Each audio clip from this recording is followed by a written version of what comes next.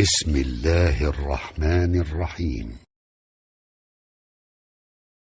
القمر مبارکه سوره چې د قران عظیم شان 45مه سوره ده په مکه معظمه کې را نازله شوې ده.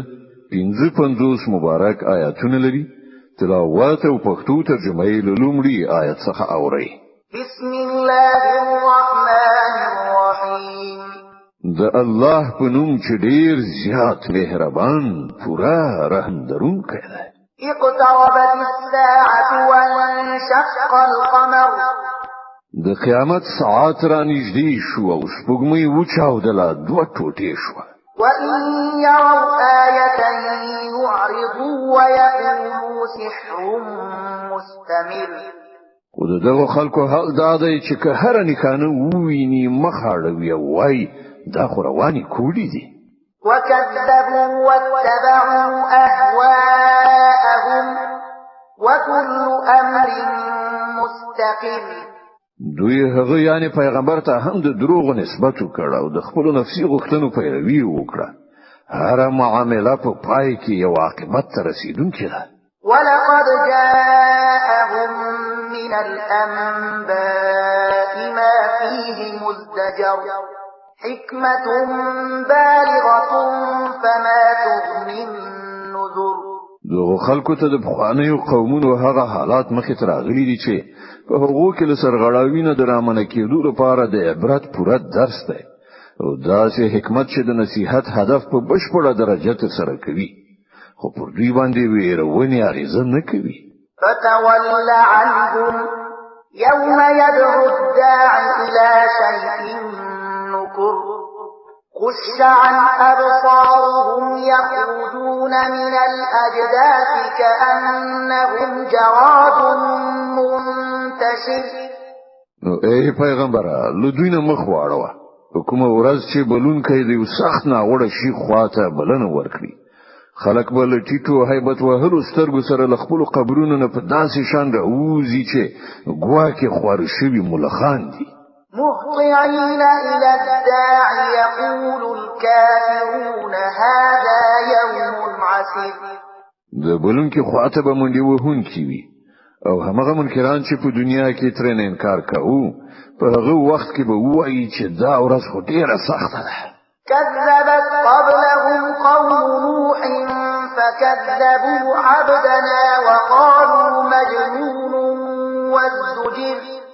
لدوی نه مخکې د نوح قوم خپل پیغمبر ته د دروغ نسبت کړی دی. هغوی زمونږ بنده دروغجن وګاڼه وی ویل چې دی لیونی دی او هغه ته په ناوړه توګه تور برېښو شو. فدعا ربه أني مغلوب فانتصر. په پای کې هغه خپل پروردګار ته غږ وکړ چې زه مغلوب شوم اوس تل دوی نه غچ واخله. ففتحنا أبواب السماء بماء منهمر وفجرنا الأرض عيونا فالتقى الماء على أمر قد قدر. هلنو مونږ په ډیر راتوي شوي ورخ سره د اسمان دروازې پرانستلې او زمکه مو تیرې کړه په چینو مو تبدیله کړه او دا ټولې اوبه د هغه کار تر سره کولو لپاره سره یو ځای شوي چې په تقدیر کې لیکل شوي وو. وحملناه على ذات ألواح ودسر تجري بأعيننا جزاء لمن كان كفر.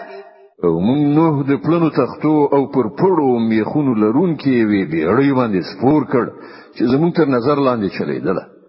دا و د هغه چا په خاطر بدله چې د هغه بی قدری شوی خو. ولقد تركناها آية فهل من مدكر.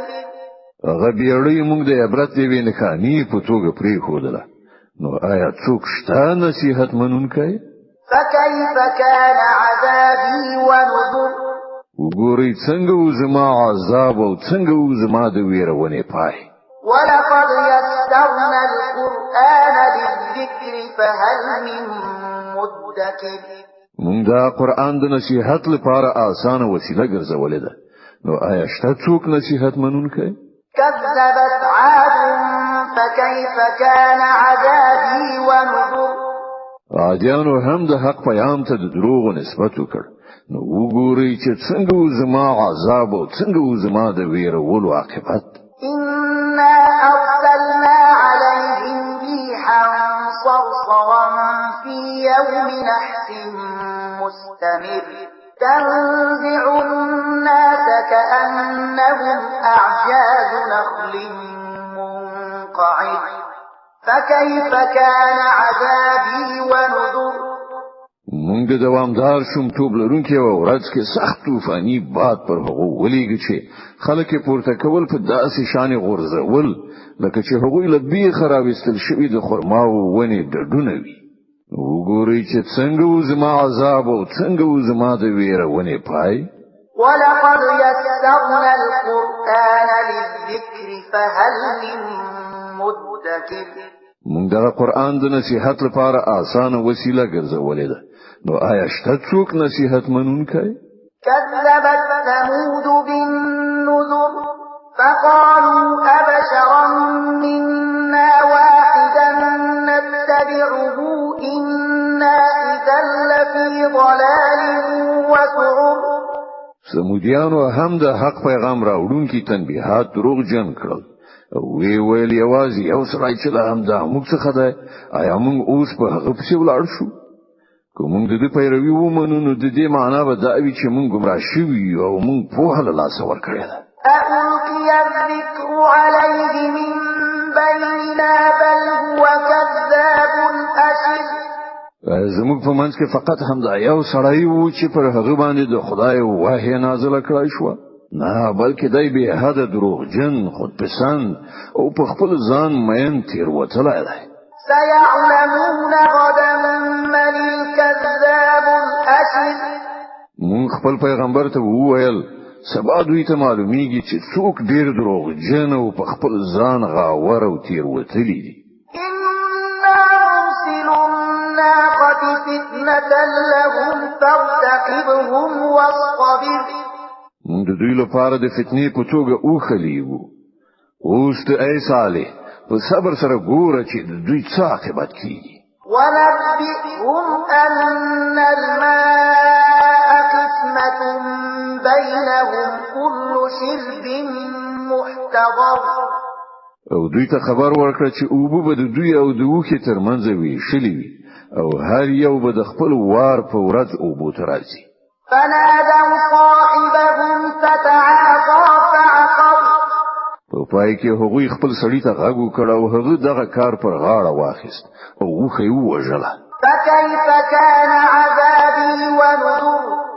نو وګوره چې څنګه زما عذاب او څنګه زما د ویرونې عاقبت إنا أرسلنا عليهم صيحة واحدة فكانوا كهشيم المحتضر مونږ پر هغه باندې فقط یو چیغه راوستله او هغه لکه د وچو او پامال شو وکو غوندې مات شول ولقد يسرنا القرآن للذكر فهل من مدكر مونږ د قرآن د نصیحت لپاره اسانه وسیله ګرځولې ده نو شته څوک نصیحت منونکی كذبت قوم لوط بالنذر إنا أرسلنا عليهم حاصبا إلا آل لوط نجيناهم بسحر نعمة من عندنا كذلك نجزي من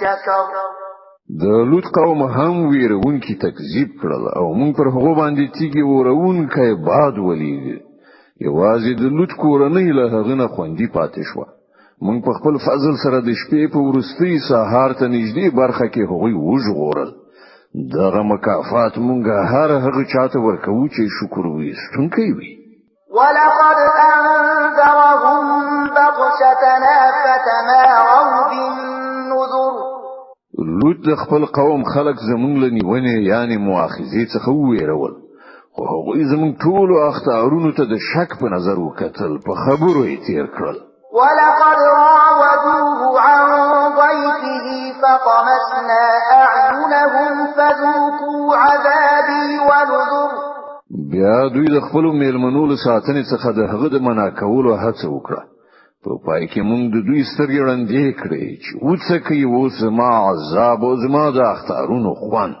ولقد صبحهم بكرة عذاب مستقر په سهار سبا کې یو کلک عذاب هغوی ونیول. فذوقوا عذابي ونذر وڅ کوي اوس زما د عذاب او زما د اختارونو خوند. ولقد يسرنا القرآن للذكر فهل من مدكر موږ دغه قرآن د نصیحت لپاره آسانه وسیله ګرځولې ده، نو آیا شته څوک نصیحت منونکی؟ ولقد جاء آل فرعون النذر كذبوا بآياتنا كلها فأخذناهم أخذ عزيز مقتدر. او فرعونانو ته هم اختارونه راغلي وو، خو هغوی زمونږ ټولې نښانې دروغ وګڼلې. په پای کې موږ هغوی داسې ونیول، یعنې مؤاخذه کړل لکه د یو مقتدر برلاسي د نیونې په څېر. أكفاركم خير من أولئكم أم لكم براءة في الزبر؟ ستاسې یعنې قریشو کافران له هغو خلکو نه بهتره دي؟ آیا په آسماني کتابونو کې ستاسو لپاره څه خلاصون یعنې براءت لیکل شوی دی؟ أم يقولون نحن جميع منتصر؟ یا دوی دا وایي چې موږ یوه محکمه ډله یو، خپل ځانونه به وژغورو. سيهزم الجمع ويولون الدبر. ډېر ژر به دغې ډلې ته ماته ورکړی شي او دوی ټول به شاړونکي تښتېدونکي ولیدل شي. بل الساعة موعدهم والساعة أدهى وأمر إن المجرمين في ضلال وسعر. بلکې د دوی د فیصلې لپاره د اصلي وعدې نیټه خو قیامت دی او هغه لوی آفت او ډیر سخت ساعت دی. دغه مجرمان په حقیقت کې په غلط فهمۍ کې اخته دي او له عقله بېګانه شوي دي. يوم يسحبون في النار على وجوههم ذوقوا مس سقر. په کومه ورځ چې دوی پړه مخې په اور کې وغورځول شي، په هغه ورځ به دوی ته وویل شي چې اوس وڅکئ د دوزخ د تاو خوند.